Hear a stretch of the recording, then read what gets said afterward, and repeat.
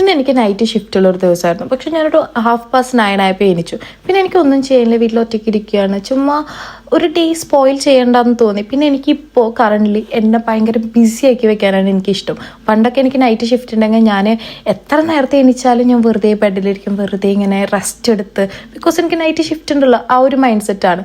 But nowadays I'm not like that. കാരണം എനിക്ക് എന്നെ തന്നെ ബിസി ആക്കി വെക്കണം. എനിക്ക് വെറുതെ ഇരിക്കണ്ട, ഒറ്റയ്ക്ക് ഇരിക്കണ്ട, ഇവൻ കുറേ നേരം ഉറങ്ങണ്ട. മേ ബി ഉള്ളിൽ ഒരുപാട് വിഷമങ്ങളും ഒരുപാട് പ്രഷറും കാര്യങ്ങളൊക്കെ ഉള്ളത് കൊണ്ടായിരിക്കാം ഇങ്ങനെ എൻ്റെ മൈൻഡ് ആയത്. ആൻഡ് കറൻ്റ്ലി എന്നോട് ഒരുപാട് ആൾക്കാർ പറയുന്ന ഒരു സംഭവമാണ്, നീ ജിമ്മിൽ കുറച്ചൊക്കെ പോയാൽ മതി, നീ ഭയങ്കരമായിട്ട് മെലിഞ്ഞുണങ്ങി ഇല്ലാണ്ടേ, പിന്നെ എന്തിനാണ് നീ ഇത്രയധികം വർക്കൗട്ട് ചെയ്യണത് അവിടെ പോയിട്ടെന്ന്.